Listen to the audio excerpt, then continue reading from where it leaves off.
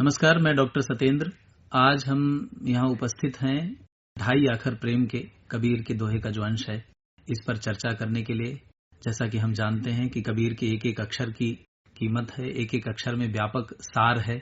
वह प्रेम को शाश्वत मानते हैं, वह प्रेम को अलभ्य और दुर्लभ मानने के साथ साथ बहुत सरल भी मानते हैं। आज हमारे साथ इस विषय पर चर्चा करने के लिए दो विद्वान उपस्थित हैं, डॉक्टर शिव नारायण जी और डॉक्टर शोभा विजेंद्र जी। सबसे पहले मैं आपसे पूछना चाहता हूं डॉक्टर शिव नारायण जी कि आखिर ढाई आखर ही क्यों? 3 भी हो सकते थे, 4 भी हो सकते थे, कबीर ने इसे ढाई ही क्यों रखा? ये बहुत अच्छा सवाल आपने पूछा कि प्रेम में ये ढाई आखर ही क्यों। ढाई आखर तो एक मात्रात्मक प्रतीक है जी।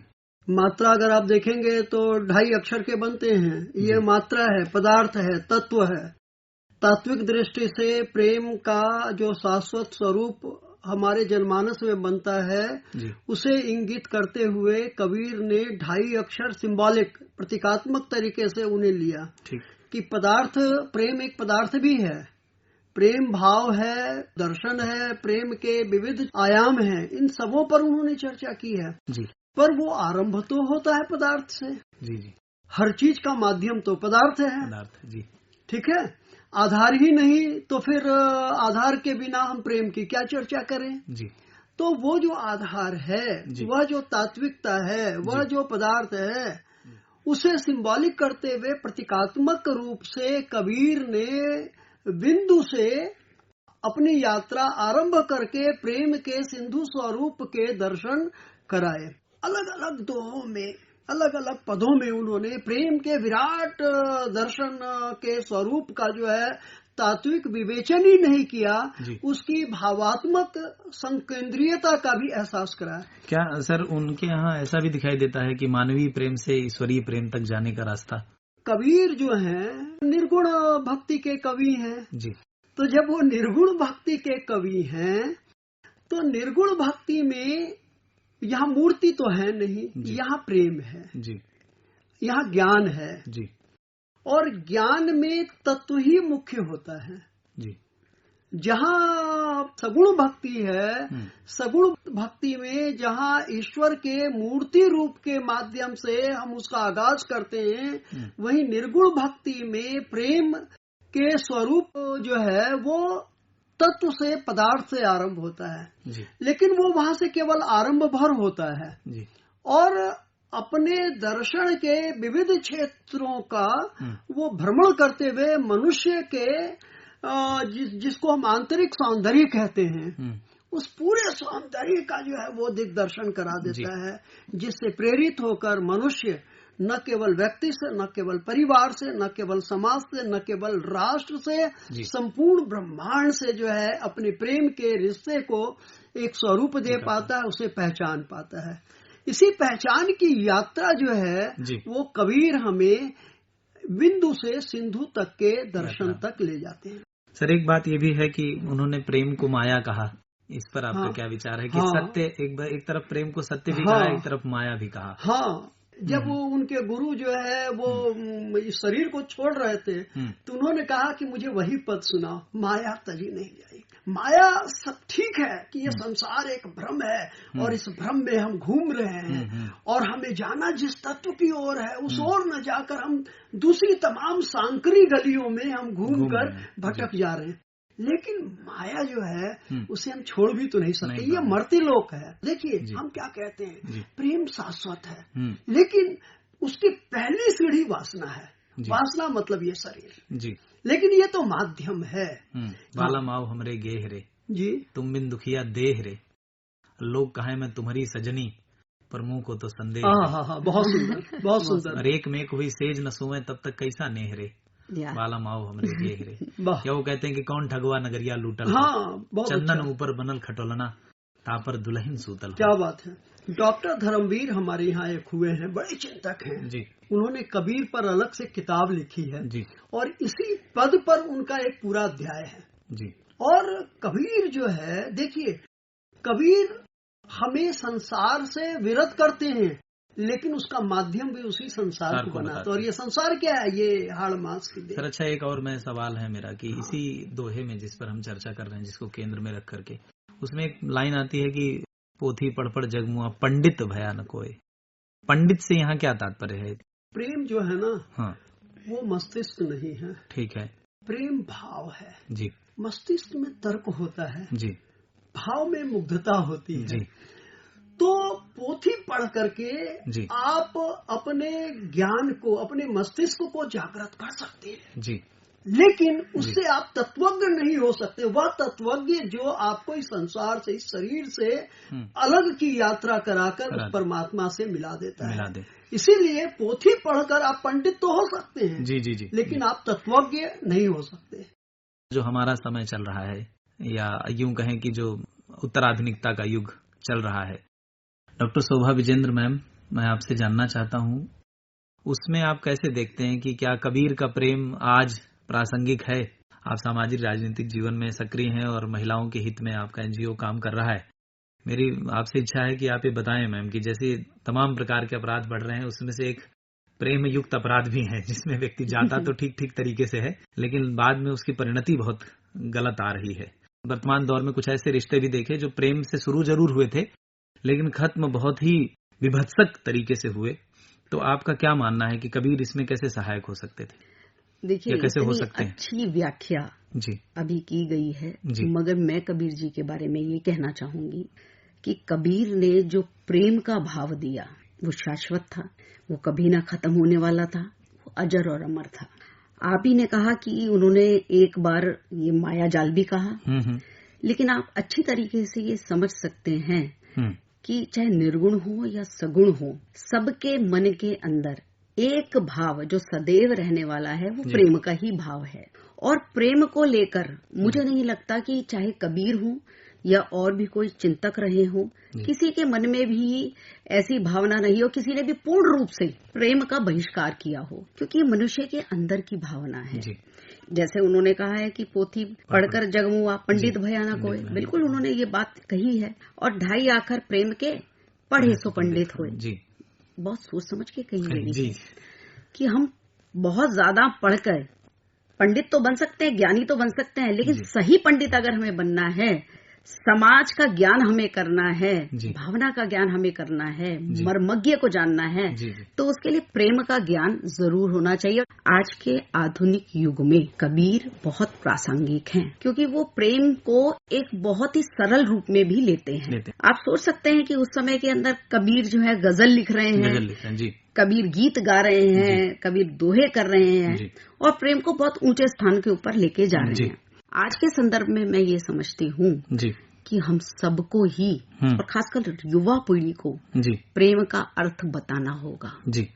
प्रेम के अर्थ में निस्वार्थ भावना, निस्वार्थ शब्द प्रेम से जुड़ा है, जिसके अंदर आपको अपने प्रेमी से कुछ नहीं चाहिए, आप प्रेमी को अपना सर्वस्व लुटाना चाहते हैं, ये प्रेम की परिभाषा है।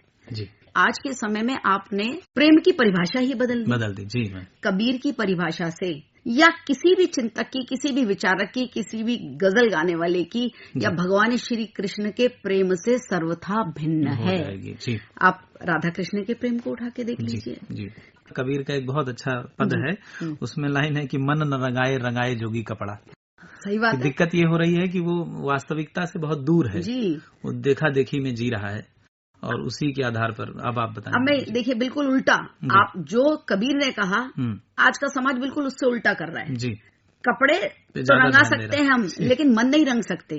कबीर ने तो ये कहा, हम उल्टा कर रहे हैं। हमें एक दिखावे की दुनिया चाहिए, इस तरीके की एक प्रवृत्ति हमारे समाज के अंदर आ रही है। तो कबीर ने जो कहा आज हम उसका उल्टा कर रहे हैं। और 2.5 जो अक्षर है इसके विषय में मैं अवश्य कहना चाहूंगी। देखिए 2.5 से 3 भी हो सकता था जैसा कहा गया है, लेकिन 2.5 ही हुआ। भगवान विष्णु और भगवान लक्ष्मी भी 2.5 ही हैं। 2.5 ये दिखाता है कि अभी हमें अनंत की ओर जाना है, अभी हमें ऐसी राह की ओर बढ़ना है जो कभी मिलेगी नहीं, लेकिन यही शाश्वत सत्य है। और प्रेम भी ऐसा ही है। प्रेम के अंदर अगर मीरा और कृष्ण के प्रेम को देखा जाए तो कभी मिलन नहीं हुआ, लेकिन उसके जैसा प्रेम मुझे नहीं लगता कि संसार में कभी हुआ भी है। तो ये चलने वाला है। भगवान विष्णु और लक्ष्मी के रूप को जो एक दिखा रहा है, ऐसा ये 2.5 अक्षर है जी और ये 2.5 अक्षर जो प्रेम का है जी सब चीजों से ऊपर होता है, निर्लेप होता है। जी। जो है हमारे यहाँ हजारी प्रसाद द्विवेदी नाम के विद्वान हुए जी। आचार्य, उन्होंने कहा वो वाणी के डिक्टेटर थे। भाषा उनकी बहुत ही लाजवाब थी और वो जहाँ चाहते थे वहां मोड़ लेते थे। जितने साधारण तरीके से भाषा की सरलता कबीर के यहाँ हमें दिखाई देती है, कहीं नहीं दिखाई देती। देखिए, भाषा का एक बात समझनी चाहिए, वो जितनी सरल और सादी होगी जी वो हृदय के अंदर उतना ही प्रवेश करती है जी। और मुझे लगता है कि उस समय में भी कबीर ने समझ लिया था कि जनमानस के तक अगर पहुंचना है तो कौन सी भाषा होनी चाहिए जी। अगर ये भाषा सरल होती है, सबको समझने वाली होती है, तो कहीं ना कहीं से हमें ऐसा लगता है ये मेरी ही भाषा है जी। तो कबीर के बारे में अगर कहना होगा तो इतनी सरल भाषा है। मुझे लगता है कि जो छोटे बच्चे को जो दोहे का हमारे पाठ्यक्रम के अंदर होता है और कबीर के दोहे बच्चे अच्छी तरह गाते हैं जी। उनके भावार्थ को जान पाते हैं। कबीर भी मैम गाते ही थे। उनके शिष्यों ने बाद में इसको संकलित किया जी, वो भी गाते ही थे। तो ये हमारे बच्चे भी ये गाते हैं। मुझे ऐसा लगता है कि ये जो 2.5 अक्षर है, इस 2.5 अक्षर को हमें समझना होगा जी। सर, मेरा आपसे सवाल है कि उन्होंने कहा कि 2.5 अक्षर पढ़े सो पंडित होए। पहले लाइन पे वो जो है पोथी पढ़ने को मना भी कर रहे हैं और फिर दूसरे लाइन पे फिर से कह रहे हैं पढ़े सो पंडित होए। बहुत अच्छा सवाल आपने कहा जी। 2.5 की जो व्याख्या मैम ने की वो अच्छा है, पर तात्विक दृष्टि से अगर आप देखेंगे दर्शन में जी, तो एक तो वो है जो आत्मा है, दूसरा है परमात्मा जी, और तीसरा है प्रेम। क्या है प्रेम? जो है मनुष्य के मन में जो सकारात्मकता है, रचनात्मकता है, उसका उत्सव है। लेकिन ये उत्सव होता कैसे है जी? ये उत्सव होता है दोनों के मन में जो भावना है, हम उनके लिए सोच रहे हैं, पूर्ण समर्पण है जी, अगले के लिए जी। हमें अपने बारे में कुछ सोचना ही नहीं है जी। और अगला जो है सामने वाले के लिए पूर्ण रूप से समर्पित है जी। लेकिन ये दोनों समर्पण मिलकर पहुंचना कहाँ चाहता है जी? वो जो पहुंचना चाहता है, वो जो लक्ष्य है हमारा, वो 2.5 है जी। तो ये रास्ता जरूर ज्ञान का है जी, यह ज्ञान मतलब तत्व का है जी। लेकिन ये तत्व जी जिस मार्ग की ओर इंगित करता है, आत्मा परमात्मा मिलकर के वो जो पहुंचना है, वो 2.5 है जी। ये 2.5 अक्षर है जी। और इसके तत्व को समझने के लिए ही कबीर प्रेम को समर्पण के रूप में अधिष्ठित करते हैं जी। प्रेम एक समर्पण है जी, कि वहाँ कोई स्वार्थ नहीं होता है। तो कबीर के यहाँ उस तरीके का समर्पण दिखाई देता है सर, कि जो है वो बहुत आसान कर देते हैं चीजों को, जबकि इतना आसान दिख नहीं रहा है आज की डेट में। तो नहीं दिख रहा है, दिखता नहीं है, बिल्कुल नहीं दिखता है। उसी बात को वो समझाने की अलग अलग तरीके से कोशिश करते हैं जी। और कबीर के लिए संसार क्या है? कबीर के लिए संसार क्या है जी? मन फूला फूला फिरे जगत में, कैसा नाता रे जी। माँ तो कहे या पुत्र हमारो। देखिए संसार की लीला जी, जी। जिसे अभी आप माया कह रहे थे जी, जी। और जिसे रामदेव और जिसे उनके गुरु कहते हैं कि माया तजी नहीं जाई। हम इस संसार से अलग होना चाहते नहीं, लेकिन इसको छोड़ा भी नहीं जा सकता। गीता भी यही कहती है कि दैवी ऐसा गुणमयी। हाँ, गीता में लिखा है कि दैवी ऐसा गुणमयी कि मम माया दुरत्यया। हाँ, कि दैव इतना गुणवान है कि हमारी माया उसके आगे छोटी पड़ जाती है। लेकिन कबीर दोनों का समन्वय करते हैं जी। दोनों का कैसे समन्वय करते हैं?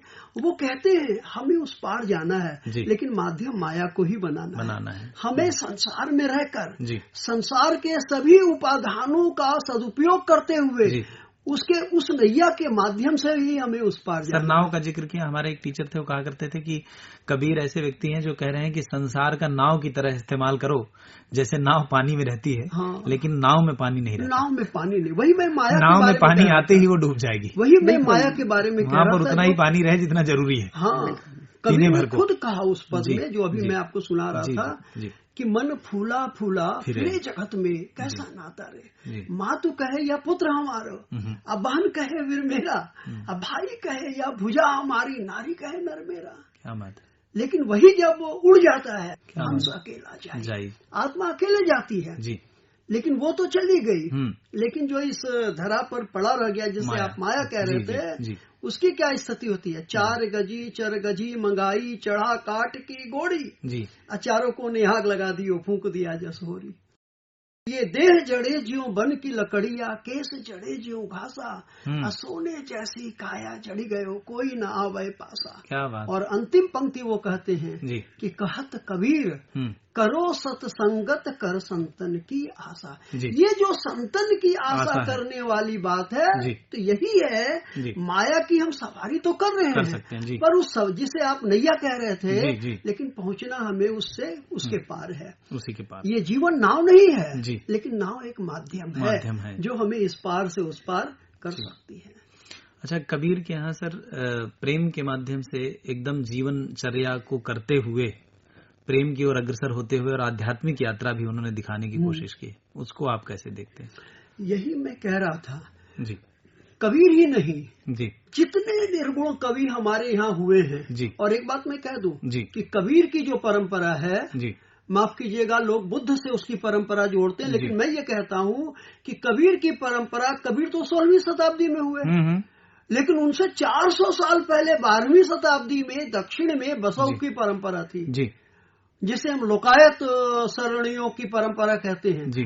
जो बात, जिस बात को जिस तरीके से जिस सलीके से कबीर कह रहे हैं, ठीक उसी सलीके से दक्षिण में बसव कहते हैं जी, अक्क महादेवी कहती है, और उनके जैसे 173 वहाँ जो जितने कवि वे सारे लोग कहते हैं जी। तो ये जो सुदीर्घ परंपरा है, और उन बसव कवियों की परंपरा जुड़ती है ईसा पूर्व 4वीं सदी में मक्खली गोसाल से जी। मक्खली गोसाल भी ठीक वही बात कह रहे थे जो अभी आप गीता की चर्चा कर रहे थे। तो मक्खली गोसाल से लेकर शरण कवियों की ओर से जो लोकायत धर्मी कवि है, वहां से लेकर कबीर तक की जो परंपरा, इन तमाम कवियों ने जीवन के मूल को प्रेम में खोजा। संसार में प्रेम हो तो सबको संभव है, वहाँ कोई भेद नहीं होगा, लेकिन ये प्रेम दिखे किसे जी। लोग खोजते हैं कि ये मेरा भाई है, ये मेरी माँ है, ये मेरे पिता हैं, ये इसी में मेरी पूरी दुनिया है और हमें जो करना है इसी परिवार के लिए करना है, इससे बाहर कुछ नहीं करना जी। कबीर यही तो कहते हैं कि तुम्हारा परिवार जो है ये कुछ लोगों का संसार नहीं है, संपूर्ण सृष्टि का तुम्हारा परिवार है। ये भाव जब मन में आएगा, और ये भाव आएगा कैसे? ये भाव आएगा जब आप दूसरों के प्रति अपने मन में समर्पण रखेंगे जी जी, ठीक है ना। समगजध्वम संवदध्वम संवो मनांसी जानता, ये भाव उन्हीं बातों की ओर तो इंगित करता है। और यही कबीर, और कबीर हो, रैदास हो, नानक हो, दादू हो, ये तमाम कवि प्रेम के इन्हीं रास्तों से मनुष्य को चलने की शिक्षा दे रहे थे, जो समर्पण पर आधारित है। अजीब बात यह है कि इसका माध्यम माया है, इसका माध्यम संसार है, इसका माध्यम ये मर्त्यलोक है, और इस मर्त्यलोक के जितने उपादान होंगे उन सबका उपयोग हमें करना है जी। और उसको करते हुए अंततः संसार को जीकर हमें संसार से पार उतरना है। डॉक्टर शोभा विजेंद्र मैम, एक सवाल आपसे पूछना चाहूंगा मैम कि जैसे महिलाओं के विषय में, या जैसा आपने अपनी बातचीत में जिक्र किया कि बच्चों के लिए किस प्रकार उपयोगी हैं कबीर, उनसे क्या सीखने को है, एक बार देखिए बहुत ही अच्छी तरीके से अभी बताया भी गया है, और सब अच्छी तरह जानते हैं कि भव से भव सागर तक मिलना जी, यही संदेश है कबीर का भी है जी। और जब हम इसमें भव से भव सागर की बात करते हैं जी, और माया को केवल एक ऐसा मीडियम समझते हैं उस परमात्मा के पास जाने का जी, तो हम तर जाते हैं जी। आज के बच्चे को भी यही सिखाने की आवश्यकता जरूरत है जी। पहले स्वयं से कबीर को जानना जी, और गुणी जन को जानना, उनको ये बताना कि जीवन में हम जो कुछ करते हैं उसका अंतिम उद्देश्य क्या है जी। और ये सब कुछ पड़े रह जाना जी, ये सब कुछ रह जाना जी, अकेले आए हैं अकेले जाना है। अच्छी अभी सत्संग की बात हुई कि कबीर ने सत्संग की बात कही जी, तो हमें अपने बच्चों को बताना है व्हाट इज पीयर प्रेशर। हम जो कुछ गलत और सलत करते हैं हम पीयर प्रेशर की बात कर देते हैं कि हमारे सहपाठी ये करते हैं, उनको बताने के लिए जाना है कि सत्संग करना है, यानी अच्छे साथी का संग करना है।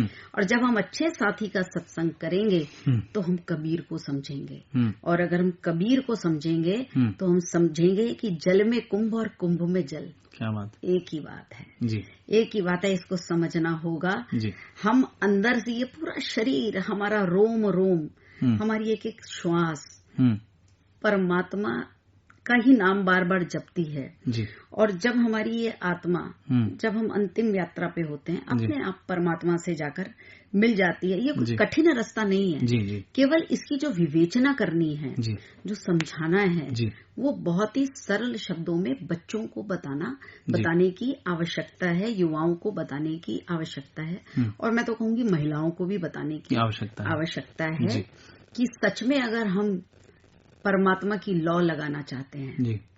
तो उस परमात्मा की लौ लगाने के लिए इस प्रेम को उजागर करना होगा। और ये प्रेम कैसे उजागर होता है? सत्संग से उजागर होता है। अगर हम केवल इतना समझेंगे कि मैं, मेरा पति और मेरे 2 बच्चे ही मेरा समस्त संसार है, तो हम कभी उस परमात्मा तक नहीं पहुंच पाएंगे। क्योंकि कहा जाता है और कबीर भी कहते हैं, तुलसी ने भी कहा है, नानक ने भी कहा है, सबने ही कहा है कि हर व्यक्ति के अंदर परमात्मा बैठा है। पता नहीं कौन से रूप के अंदर भगवान के हमें कस्तूरी कुंडल बसाए बिल्कुल कौन से रूप के अंदर ऐसे घट राम है दुनिया देखे जी कौन से रूप के अंदर हमें आ जाए। तो ये हमें समझना होगा, इस बात को हमें समझना होगा। और जब कबीर की हम बात करते हैं, सारे जो भी हमारे जितने भी बंधन हैं हम उससे दूर हो जाते हैं जी। तो प्रेम को समझना, अगर किसी को कोई सही अर्थों में समझना चाहता है तो कबीर को समझने की आवश्यकता है और उन्हें प्रेम से हे नहीं है। सर क्या ये कहना ठीक होगा कि कबीर के यहाँ प्रेम स्थूल से सूक्ष्म तक की यात्रा है? आप इसे इस रूप में समझिए जी। अभी मैं और मैम भी कई बार कह रहे थे जी कि संसार में रहकर भी संसार से बाहर जाने की बात वो करते हैं जी। ये विरोधाभासी बात लगती है जी। संसार तो सृष्टि का सबसे सुंदर रचना है जी। फिर इससे बाहर जाने की बात वो क्यों करते हैं जी।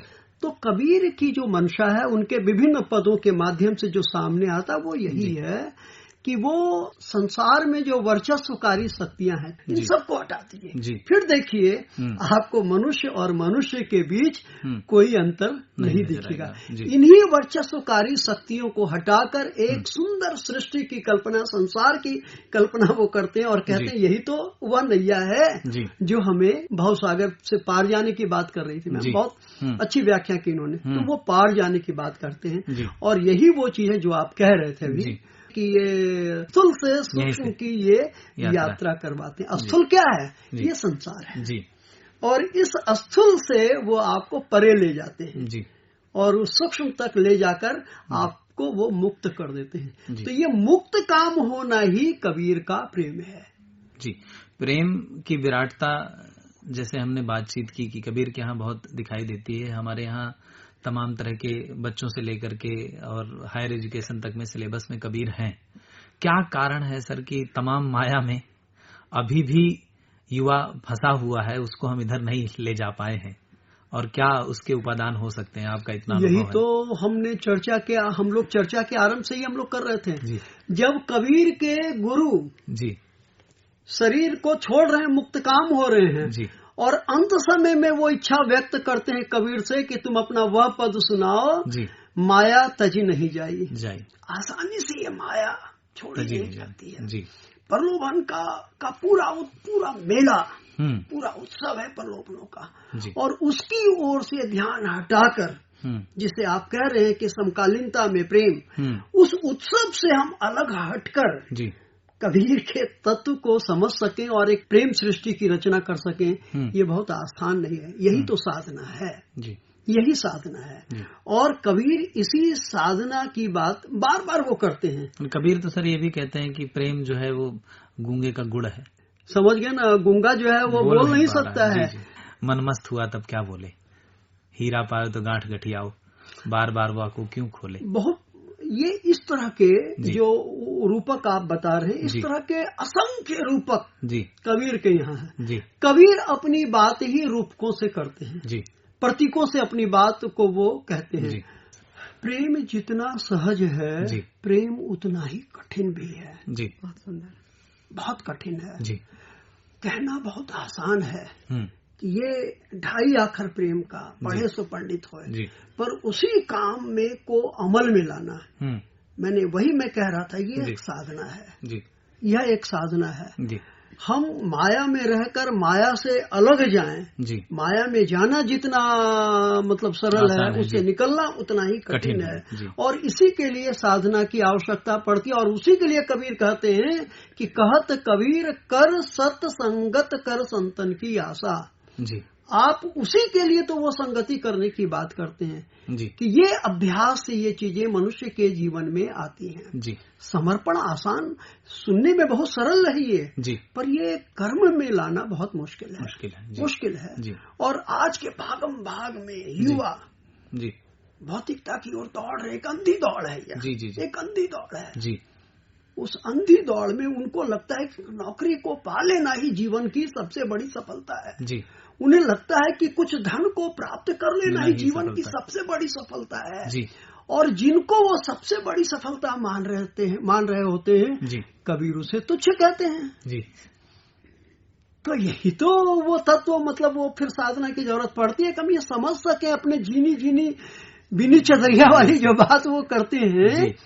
तो वो दृष्टि विजन बदलने की बात करते हैं। वो ये भी कहते हैं सर कि दास कबीर जतन से ओढ़ी, हाँ, ज्यों की त्यों धर दीनी चदरिया। जी। यही से हमने अपनी चर्चा आरंभ की थी जी। कि हम माध्यम इसी देह को बना रहे हैं। जी। और क्या माध्यम है? जी। आत्मा माध्यम बनाती है शरीर को। जी। लेकिन वो माध्यम मात्र है। इस बात को युवा अगर समझ ले, साधन वो साध्य नहीं है। नहीं, इसके पीछे मेरा एक छोटा सा और है जो उनका प्रश्न है, उसका मैं उत्तर देना चाहती हूँ। जी। वो बहुत छोटा सा है कि देखिए ये पूरा का पूरा मानस को बदलने की बात इसके अंदर है। जी। इसको पॉलिसी को बदलने की बात है, इसके अंदर सिलेबस को बदलने की बात है, इसमें बच्चों को साहित्य पिरोने की बात है। हम कहते तो बहुत हैं, इसके लिए सबके एक साथ प्रयास होने चाहिए, इंटीग्रेटेड प्रयास होने चाहिए। जो झीनी चदरिया की जो बात करी जाती है, पूरा जन्म गवा के हम लगा के और उसके बाद अगर हम उस परमात्मा को पा लेते हैं बिना पाप के रास्ते गए, तो ये बहुत बड़ी बात है। लेकिन ये बताएगा कौन? ये सिलेबस का पार्ट होना चाहिए। हाँ। सर, इसको अगर हम समाहित करने की ओर चलें, और आपसे मैं ये पूछना चाहूं कि फिर से मैं वही कहूंगा कि अंत में आप कुछ कम शब्दों में आप ये बताएं सर कि फिर से मुझे वही बात कि प्रेम चूंकि इतना विशाल विषय है, इतनी जल्दी बातचीत नहीं हो सकती, पर फिर भी कबीर के हवाले से आप कोई एक बात कहना चाहें कि प्रेम इस तरह से जरूरी है। बिल्कुल। मैं केवल इसमें एक पंक्ति जोड़ना चाहूंगा। आप भी विश्वविद्यालय के हल्के से आते, मैं भी आता हूँ, और हम देखते हैं कि हर साल बच्चे जब दाखिल होते हैं विश्वविद्यालय में तो फूल की तरह हंसता खिलखिलाता हुआ उनका चेहरा होता है। लेकिन कुछ साल वो हमारे परिसर में जब बिता लेते हैं और जब वे वहां से निकलते हैं तो मुरझाया हुआ चेहरा होता है। कैरियर बनाने की जो उनके भीतर एक तनाव होता है, ये कैसे हटेगा, यही बताना पाठ्यक्रम के माध्यम से प्रेम है। और मैंने शुरू में कहा कि प्रेम जो है एक समर्पण है, एक दूसरे की चिंता करना, उनकी एक एक भावनाओं, एक एक तंतुओं की चिंता करना, ये प्रेम है। प्रेम क्या है? मनुष्य के मन की रचनात्मकता का उत्सव है। लेकिन इस उत्सव को मनाए बिना हम प्रेम की गति को समझ नहीं सकते। एक लास्ट कमेंट मैम आपका भी चाहूंगा कि उत्सव धर्मी कैसे बने रहें, बिल्कुल कैसे जीवन को उत्सव के रूप में मनाएं, कबीर के हवाले से। जी, कबीर के हवाले से ही मैं कहना चाहूंगी, इतनी स्पष्ट परिभाषा उन्होंने दे दी कि 2.5 अक्षर प्रेम के पढ़े सो पंडित हो। इससे ज्यादा तो कुछ कहने की आवश्यकता ही नहीं है। इस भावना को बचपन से ही, जब बच्चा बहुत छोटा होता है तब से ही इसका विकास करना, अंगीकार करना, इसका विकास करना, और इसके लिए सापेक्ष रूप में प्रयास करना। मुझे लगता है अगर हम ऐसा कर पाएंगे तो हम कबीर को सबके मनों के अंदर जरूर से विराजमान कर देंगे, और वो दिन दूर नहीं होगा जब प्रेम की विहंगता को, प्रेम की गूढ़ता को, प्रेम की सरलता को, सरसता को हम सब समझ पाएंगे। कबीर के प्रेम के हर पक्ष पर चर्चा करने की कोशिश की, और साथ ही साथ उन अतिथियों से ये भी जानने की कोशिश की कि वर्तमान समय में आज के युवाओं, आज के बालकों, किशोरों के लिए कबीर किस प्रकार आवश्यक हैं, और न सिर्फ उनके लिए बल्कि तमाम जो समाज के अन्य तबके के लोग हैं उनके लिए भी कबीर किस प्रकार से आवश्यक हैं, और प्रेम की शाश्वतता क्यों जरूरी है, उसमें समर्पण क्यों जरूरी है, उसमें जो है छल प्रपंच ना हो, और क्या ऐसा करें कि ताकि बच्चों के मन में, कोमल मन में शुरू से ही इस बात की छाप छोड़ी जा सके, किसी भी अंधी दौड़ के पीछे भागने से ज्यादा इस बात पर ध्यान दे कि अपने आत्म तत्व का, मूल तत्व का और ईश्वरीय तत्व का विकास कैसे हो सकता है, इन बातों पर जोर दे। तब जाकर के कबीर के सपनों का भारत या कबीर के सपनों का एक देश या कबीर के सपने जैसे थे वैसा प्रेम हम कहीं से ला सकते हैं। अन्यथा तो एक ऐसी खोई हुई वस्तु हो जाएगी और उसमें दिक्कतें पैदा हो जाएंगी। धन्यवाद।